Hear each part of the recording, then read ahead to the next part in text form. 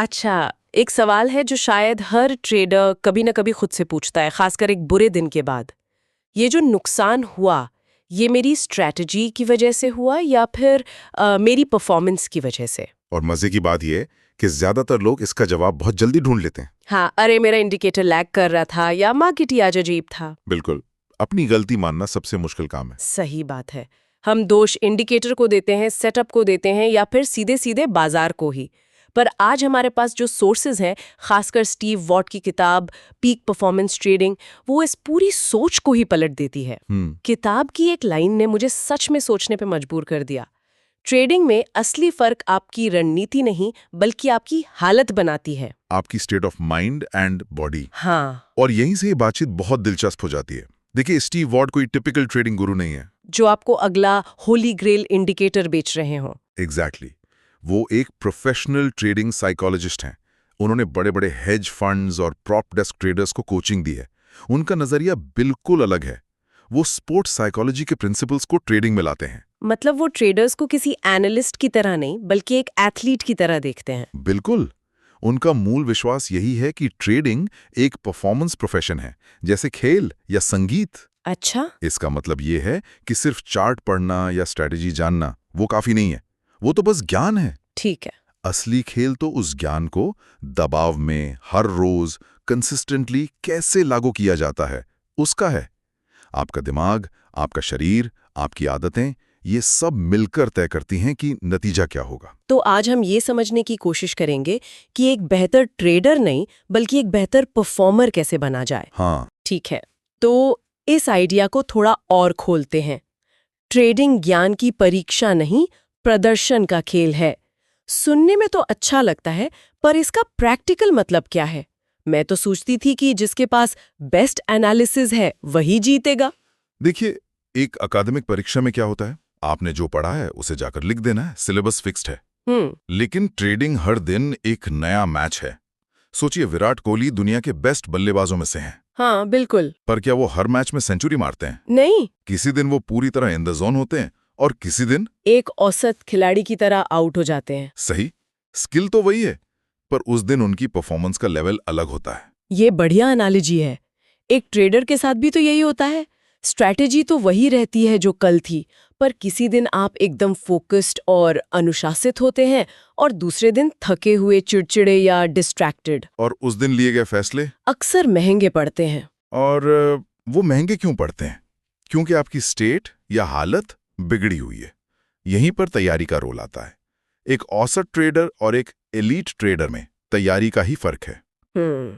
Sources के मुताबिक ज्यादातर ट्रेडर्स जो फेल होते हैं वो मार्केट एनालिसिस में नहीं बल्कि सेल्फ मैनेजमेंट में फेल होते हैं। जैसे कि नींद पूरी नहीं होती, दिन भर स्क्रीन से चिपके रहते हैं, अपनी इमोशनल हेल्थ को इग्नोर करते हैं और कोई रूटीन, कोई दिनचर्या फॉलो नहीं करते। मैं इस बात से पूरी तरह सहमत हूँ। जब आप थके हुए या भूखे होते हैं तो आपका दिमाग शॉर्टकट ढूंढता है, और ट्रेडिंग में शॉर्टकट का मतलब है ओवर ट्रेडिंग, फोमो में एंट्री, या नुकसान को जल्दी ना काटना। बिल्कुल। और स्टीव वॉट की एक बहुत पावरफुल लाइन है जो इस पूरी बात को समेट देती है। क्या? खराब परफॉर्मेंस अक्सर खराब अनुशासन जैसा दिखता है। वाह। हम सोचते हैं कि हम अनुशासन तोड़ रहे हैं, लेकिन शायद जड़ कहीं और है। हो सकता है आप अनुशासन इसलिए तोड़ रहे हैं क्योंकि आपने रात को सिर्फ 4 घंटे की नींद ली है। या सुबह किसी से झगड़ा हुआ है और उसका गुस्सा मार्केट पर निकल रहा है। बिल्कुल। तो समस्या स्ट्रैटेजी में नहीं, ट्रेडर की आदतों में है।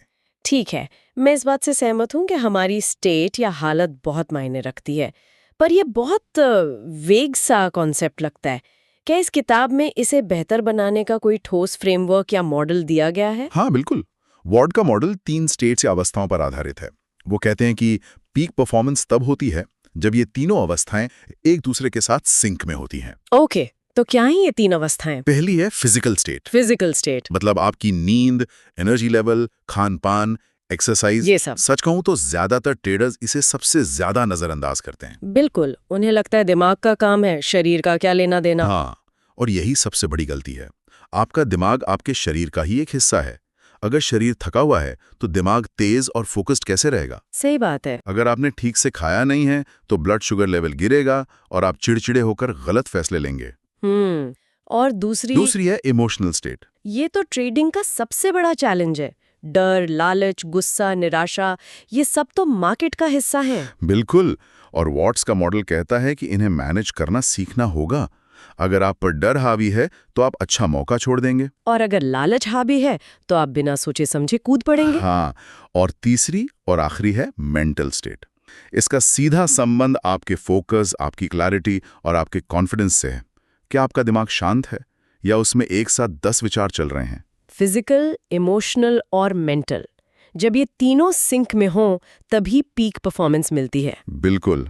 ये सुनने में जितना आसान लगता है, करने में उतना ही मुश्किल होगा। इसका मतलब तो ये हुआ कि ट्रेडिंग सिर्फ चार्ट्स पर नहीं हो रही, ये आपके शरीर और दिमाग में भी चल रही है। बहुत बड़ा शिफ्ट है ये। हम चार्ट्स और इंडिकेटर्स में इतने खो जाते हैं कि हम उस इंसान को ही भूल जाते हैं जो स्क्रीन के इस तरफ बैठकर फैसले ले रहा है। असली खेल तो वहीं हो रहा है। चलिए इमोशनल स्टेट पर थोड़ा और बात करते हैं, क्योंकि ज्यादातर ट्रेडर्स की नैया यहीं डूबती है। एक आम सलाह जो दी जाती है वो ये है कि ट्रेडिंग में इमोशंस को खत्म कर दो, पत्थर दिल बन जाओ। हाँ, और ये एक बहुत बड़ी गलतफहमी है। स्टीव वॉट कहते हैं, भावनाओं को हटाने की कोशिश मत करो, उन्हें पहचानो। हाँ, इमोशंस इंसान होने का हिस्सा हैं। आप उनका स्विच ऑफ नहीं कर सकते। अगर आप उन्हें दबाने की कोशिश करेंगे तो वो किसी और रूप में और ज्यादा ताकत से बाहर आएंगे। तो फिर प्रैक्टिकल सॉल्यूशन क्या है? मान लीजिए मैं एक ट्रेड में हूं जो मेरे खिलाफ जा रहा है और मुझे डर लग रहा है। उस मोमेंट में क्या करना चाहिए? उस मोमेंट में सबसे पहला काम है जागरूकता या अवेयरनेस। पहले ये समझिए कि ये इमोशंस करते क्या हैं। सोर्स के मुताबिक डर या फियर आपसे एक परफेक्ट सेटअप वाला ट्रेड छुड़वा देता है। हाँ, होता है। लालच आपसे ओवर ट्रेडिंग करवाता है या प्रॉफिट जल्दी बुक नहीं करने देता। जी। और गुस्सा, रिवेंज ट्रेडिंग, मार्केट से अपना पैसा वापस लेकर रहूंगी वाली फीलिंग। बिल्कुल, जो लगभग हमेशा और बड़े नुकसान पर ही खत्म होती है। तो पीक ट्रेडर्स का सीक्रेट ये नहीं है कि वो ये सब महसूस नहीं करते। अच्छा, वो भी इंसान है, उन्हें भी डर लगता है, गुस्सा आता है। सीक्रेट ये है कि वो इन इमोशंस के आधार पर एक्ट नहीं करते। मतलब वो डर को महसूस करते हैं लेकिन फिर भी अपने प्लान के हिसाब से ट्रेड लेते हैं। हाँ, वो गुस्से को पहचानते हैं और स्क्रीन से दूर हो जाते हैं। यहाँ पर कीवर्ड है अवेयरनेस इक्वल्स टू कंट्रोल। जिस पल आप खुद से ये कह पाते हैं कि ओके, मैं अभी लालच महसूस कर रही हूँ, उसी पल आप उस इमोशन से एक कदम पीछे हट जाते हैं। अब वो आपको कंट्रोल नहीं कर रहा, बल्कि आप उसे देख रहे हैं। मतलब इमोशंस को दुश्मन नहीं बल्कि एक सिग्नल की तरह देखना है।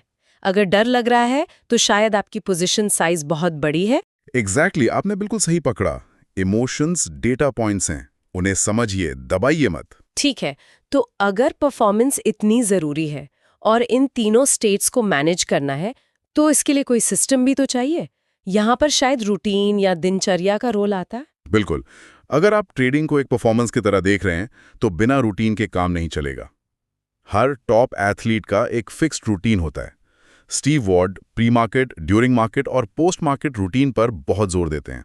लेकिन कुछ लोग कह सकते हैं कि मार्केट तो बहुत डायनामिक है, ऐसे में एक फिक्स्ड रूटीन आपको इनफ्लेक्सिबल नहीं बना देगा। ये एक बहुत अच्छा सवाल है, लेकिन ये रूटीन मार्केट को प्रिडिक्ट करने के लिए नहीं है, ये आपको कंट्रोल में रखने के लिए है। अच्छा, मार्केट अनिश्चित है, इसीलिए तो आपको किसी ऐसी चीज की जरूरत है जो निश्चित हो, और वो है आपका प्रोसेस, आपका रूटीन। ठीक है, तो ये रूटीन कैसा दिखना चाहिए? प्री मार्केट रूटीन में क्या क्या होना चाहिए? प्री मार्केट का समय सिर्फ ग्लोबल मार्केट देखने के लिए नहीं है, ये खुद को मेंटली और फिजिकली तैयार करने का समय है। इसमें शामिल है अपना मार्केट प्लान बनाना, आज के लिए अपनी रिस्क लिमिट्स तय करना कि मैक्सिमम कितना लॉस ले सकते हैं। हाँ, और सबसे जरूरी मेंटल रिहर्सल करना, यानी मन में सोचना कि अगर मार्केट आपके हिसाब से चला तो क्या करेंगे, और अगर खिलाफ गया तो क्या करेंगे। और ट्रेडिंग के दौरान जब मार्केट चल रहा हो, उस समय के लिए वॉट की सलाह है, कम ट्रेड करें, क्वालिटी पर फोकस करें, और ये बहुत जरूरी है, बीच बीच में स्क्रीन से ब्रेक लें। और मार्केट बंद होने के बाद ज्यादातर लोग तो अपना पीएनएल देखकर लैपटॉप बंद कर देते हैं। और यहीं वो सीखने का सबसे बड़ा मौका गंवा देते हैं। Post market routine self review के लिए है। अपनी ट्रेडिंग जर्नल लिखिए, और सिर्फ ये नहीं कि क्या खरीदा क्या बेचा, ये भी लिखिए कि ट्रेड क्यों लिया, उस समय इमोशनल स्टेट क्या थे। बिल्कुल, दिन भर की ट्रेडिंग से आपने क्या सबक सीखा, उसे नोट कीजिए। तो ये एक पूरा साइकिल है, तैयारी, एक्शन और फिर रिव्यू। जैसा कि वॉट कहते हैं, रूटीन से कंसिस्टेंसी आती है, और ट्रेडिंग में लॉन्ग टर्म सफलता का राज कंसिस्टेंसी ही है ना? एकदम सही। ये रूटीन आपको इमोशंस के झूले पर झूलने से बचाता है। सोर्स में एक और बहुत दिलचस्प बात कही गई है गोल सेटिंग के बारे में। इसमें प्रोसेस गोल्स और मनी गोल्स के बीच का फर्क बताया गया है। मुझे लगता है कि 99% ट्रेडर यही गलती करते हैं। आप बिल्कुल सही हैं। ये शायद सबसे आम और सबसे बड़ी गलती है। एक टिपिकल ट्रेडर का गोल क्या होता है? आज मुझे 10,000 रुपए कमाने हैं। हाँ, ये एक मनी गोल है और ये बहुत खतरनाक है। खतरनाक क्यों? आखिर हम सब यहाँ पैसा कमाने ही तो आए हैं। एक टारगेट रखने में क्या बुराई है? बुराई टारगेट में नहीं, उस चीज का टारगेट रखने में है जो आपके कंट्रोल में नहीं है। आप मार्केट को कंट्रोल नहीं कर सकते। जब आप ऐसा गोल सेट करते हैं तो आप खुद को प्रेशर और फ्रस्ट्रेशन के लिए तैयार कर रहे हैं। मान लीजिए 12 बजे तक आप 2,000 के नुकसान में हैं। अब आपका दिमाग क्या करेगा? वो उस 10,000 के टारगेट को पूरा करने के लिए बड़े रिस्क लेने पर मजबूर करेगा। बिल्कुल। समझ गए। तो अगर मुझे आज 10,000 कमाने हैं, एक गलत लक्ष्य है, तो सही लक्ष्य क्या होना चाहिए? सही लक्ष्य वो होते हैं जो पूरी तरह से आपके कंट्रोल में हो, यानी प्रोसेस गोल्स। जैसे मैं आज अपने ट्रेडिंग प्लान को 100% फॉलो करूंगा, या मैं हर ट्रेड में अपनी रिस्क लिमिट को पार नहीं करूंगा। मैं नुकसान होने पर रिवेंज ट्रेड नहीं करूंगा। हाँ, ये सभी चीजें पूरी तरह से आपके हाथ में है, मार्केट चाहे ऊपर जाए या नीचे। वाह, ये तो पूरा नजरिया ही बदल देता है। मतलब पैसा एक बाय प्रोडक्ट है, एक नतीजा है। अगर आप सही प्रोसेस फॉलो करते रहेंगे तो पैसा अपने आप बनेगा। बिल्कुल। आपका असली फोकस उस चीज पर होना चाहिए जिसे आप कंट्रोल कर सकते हैं, यानी आपका अपना व्यवहार। और मैं अंदाजा लगा सकती हूँ कि जब आप लगातार अपने प्रोसेस को फॉलो करते हैं, भले ही उस दिन आपको नुकसान क्यों ना हुआ हो, इससे एक अलग ही तरह का कॉन्फिडेंस बनता होगा, है ना? आपने बिल्कुल सही नब्ज पकड़ी है। यहीं से हमारा अगला टॉपिक शुरू होता है, आत्मविश्वास। ज्यादातर लोग सोचते हैं कि कॉन्फिडेंस बड़ी बड़ी जीत से आता है। हाँ, एक बड़ा जैकपॉट लग गया तो कॉन्फिडेंस आ जाता है। पर वॉट कहते हैं कि सच्चा आत्मविश्वास जीतने वाले ट्रेड से नहीं, बल्कि लगातार सही व्यवहार करने से आता है। उनकी एक बेहतरीन लाइन है, आत्मविश्वास ये जानने से आता है कि आप दबाव में भी सही काम करेंगे। मतलब कॉन्फिडेंस इस भरोसे से आता है कि आप अपने ही बनाए नियमों को नहीं तोड़ेंगे, चाहे कुछ भी हो जाए। हाँ, असली कॉन्फिडेंस छोटी छोटी जीतों से बनता है। अपने नियमों का पालन करना एक जीत है, नुकसान को समय पर स्वीकार करना एक बहुत बड़ी जीत है। जब आप बार बार खुद को ये सही काम करते हुए देखते हैं तो आपका अवचेतन मन आप पर भरोसा करने लगता है। यही असली टिकाऊ कॉन्फिडेंस है। और मुझे लगता है कि ये लॉन्ग टर्म सोच से भी जुड़ा हुआ है। पीक ट्रेडर्स खुद को रोज के P&L से नहीं आंकते, वो अपना वीकली या मंथली परफॉर्मेंस देखते हैं। बिल्कुल, क्योंकि वो जानते हैं कि ट्रेडिंग संभावनाओं का खेल है। दुनिया की बेस्ट स्ट्रैटेजी भी हर दिन काम नहीं करती। तो जैसा कि सोर्स कहता है, एक बुरा दिन असफलता नहीं है, लेकिन एक बुरी आदत खतरा है। यही इस पूरे फिलॉसफी का सार है। तो अगर इस पूरी चर्चा को समेटें तो ये बातचीत किसी फैंसी इंडिकेटर के बारे में नहीं थी। ये इस बारे में थी कि आप खुद का बेस्ट वर्जन बनकर मार्केट में कैसे परफॉर्म कर सकते हैं। सही कहा। It's all about the inner game. ये ट्रेडिंग साइकोलॉजी का वो हिस्सा है जिसके बारे में बात कम होती है, लेकिन जो सबसे ज्यादा मायने रखता है। तो स्टीव वॉर्ड के जो मुख्य नियम हमने आज समझे वो है, आपकी फिजिकल और मेंटल हेल्थ मायने रखती है, आपका रूटीन मायने रखता है, आपकी सेल्फ अवेयरनेस मायने रखती है, और इंटेंसिटी से ज्यादा जरूरी है कंसिस्टेंसी। हाँ, रोज रोज छोटी छोटी सही आदतें दोहराना कभी कभार किए गए बड़े प्रयासों से कहीं बेहतर है। बिल्कुल। और अंत में मैं श्रोताओं के लिए एक विचार छोड़ना चाहूंगा। सोर्स में एक बहुत गहरी बात कही गई है, बाजार हर दिन एक जैसा नहीं रहता, लेकिन आपकी तैयारी हर दिन एक जैसी रहनी चाहिए। तो सोचने वाली बात यह है, अगर बाजार को नियंत्रित नहीं किया जा सकता तो वो एकमात्र चीज जिसे नियंत्रित किया जा सकता है, यानी खुद को, उस पर कितना ध्यान दिया जा